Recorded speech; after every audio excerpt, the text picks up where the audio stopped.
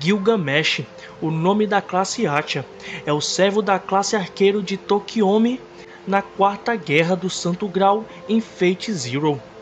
Mais tarde, ele forma um novo contrato com Kirei que dura 10 anos mais tarde na época da Quinta Guerra do Santo Grau.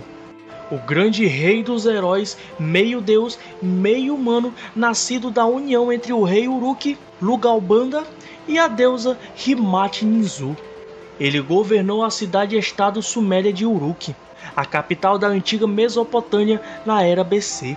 Ele era um ser supremo e transcendente tão divino a ponto de ser 2/3 Deus e 1/3 humano, e nenhum outro no mundo poderia se igualar a ele. Ele era um despota possuindo alta divindade que acreditava ser invencível. Ele não é apenas uma lenda e disse que realmente existiu e governou durante a dinastia Summer há 5.000 anos. Ele era o rei dos heróis, que possuía todas as coisas do mundo, cuja história está registrada no poema épico mais antigo da humanidade, a Epopeia de Gilgamesh, que retrata Gilgamesh como um herói destinado a ser rei e realizar grandes feitos, que é levado a cumprir seu destino enfrentando desafios junto com seu melhor amigo Enkidu. Seu título, Rei dos Heróis, não pretende chamá-lo de um rei que é um herói, mas implica que ele é o rei sobre todos os heróis. Ele é o herói mais antigo da humanidade, a origem de todos os mitos e modelo em que os heróis se baseiam. Por isso sua história é copiada dentro das mitologias de todos os países no mundo. Os heróis de vários mitos são derivados de sua lenda, então seu portão da Babilônia possui todos os seus nobres fantasmas. Embora existam numerosos reis com títulos como o Rei dos Cavaleiros ou o Rei dos Conquistadores, ele é o único em todo o céu e terra coroado com o título de Rei de todos os heróis. Antes de seu nascimento, seu pai, Lugalbanda, fez um acordo com Sephar, a fim de ser poupado, permitindo que Gilgamesh nascesse. Nascido com um corpo que era do mais alto grau para os padrões mortais e o conhecimento alcançando a verdade, Gilgamesh nasceu projetado como rei e a cunha do céu para conectar os humanos em ascensão e os deuses desvanecidos. Ele foi enviado para garantir os humanos e amarrar a terra lentamente deixando a era dos deuses. Ele era um ser que incorporava os dois conjuntos de vida das formas de vida, com o sangue daqueles que governaram e o sangue daqueles que governariam a partir daí. Ele deveria ser a parte neutra final capaz de discernir suas respectivas falhas, julgando de suas respectivas posições. Durante sua infância, ele amava os deuses em vez da humanidade, mas os deuses criaram Enkidu naquela época para punir o rei arrogante. Enkidu observou o jovem Gilgamesh, mas não conseguia entender a necessidade de punir um rei tão amável e ideal que era elogiado por seus súditos apaixonados. Não poderia haver nenhuma falha que existisse correção, e o único problema era que ele não se submeteu aos deuses, mesmo que os respeitasse. Enkidu foi forçado a admitir que os deuses estavam corretos ao ver o menino crescer e se tornar um jovem. Praticando o absolutismo, a opressão, a coação, as cobranças e a maior decadência por interesse próprio, o povo do reino lamentou a mudança, e até os deuses ficaram perplexos com a extensão da transformação esperada. A razão era simplesmente que ele havia nascido com a conclusão já tirada, existindo independentemente como um ser nem totalmente divino ou humano. Ele adquiriu as características de ambos, então seu campo de visão alcançou além do que os deuses eram capazes de compreender. Seu poder avassalador gerou um isolamento avassalador, mas sua força de si mesmo o impediu de abandonar sua realeza ou fugir da missão que lhe foi imposta. Ao reverenciar os deuses e amar a humanidade, ele decidiu seguir o caminho até sua conclusão, depondo os deuses e odiando a humanidade. Gilgamesh encontrou Enkidu pela primeira vez fora do templo de Uruk, que imediatamente afirmou que repreenderia o rei e retificaria sua arrogância. Eles entraram em uma batalha que durou vários dias, e Gilgamesh foi forçado a usar toda a sua força para enfrentar seu oponente em transformação. Ele estava irritado ou surpreso por ter encontrado seu igual pela primeira vez, insultando Enkidu como um torrão de lama. Ele foi forçado a retirar seus tesouros que haviam sido cuidadosamente guardados, marcando o primeiro uso do portão da Babilônia como uma arma. E embora fosse uma humilhação relutante e forçada no início, ele finalmente começou a apreciá-lo e os trouxe para fora, sem arrependimentos. Ele finalmente esvaziou o cofre, e Enkidu ficou com apenas 1/10 de seu barro. Em vez de continuar, Gilgamesh se deixou cair de costas enquanto explodia em gargalhadas, com Enkidu seguindo um exemplo. Ele observou que haveria apenas uma chance de golpe para cada um deles e sem nenhum meio de defesa, deixaria apenas 2 cadáveres tolos. Gilgamesh e Enkidu tornaram-se amigos íntimos depois, marcando a única história de valor eternamente imutável em todo o mundo. Ele se tornou o maior e mais rico rei da Terra, que acabou adquirindo todos os tesouros do mundo. Uruk tornou-se próspera sem precedentes, e Gilgamesh era considerado tão poderoso que nem mesmo os deuses podiam ignorar sua existência. Uma deusa, Ishtar, a deusa da fertilidade, até se apaixonou por Gilgamesh e propôs casamento ao rei perfeito. Ele a rejeitou imediatamente porque sabia que ela era uma bruxa infiel, cruel e a corruptora de todos os homens. Ela ficou furiosa, sentindo que ele a havia insultado, e foi até seu pai, o deus Anu, para se vingar. Ela implorou para que ele soltasse o touro do céu.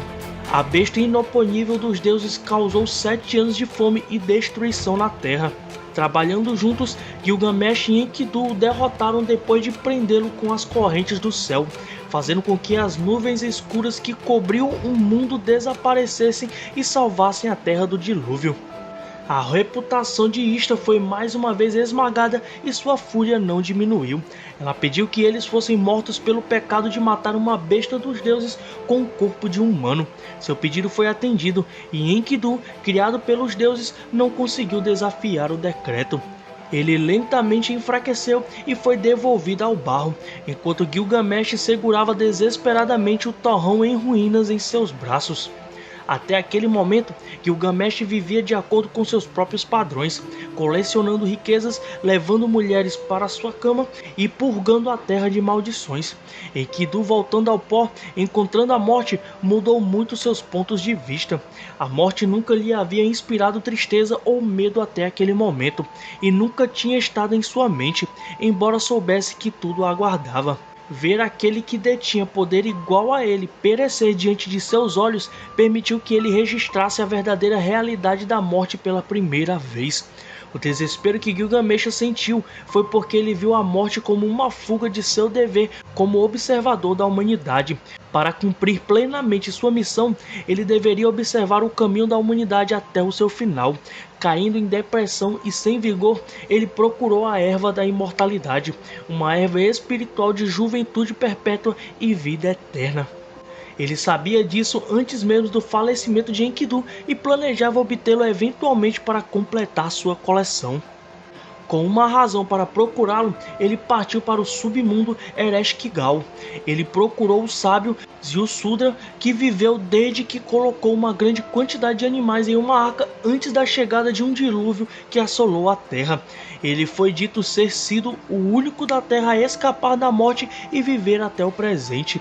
Gilgamesh detestava e temia a morte que levou seu amigo embora, fazendo-o temer por sua própria vida pela primeira vez desde o seu nascimento.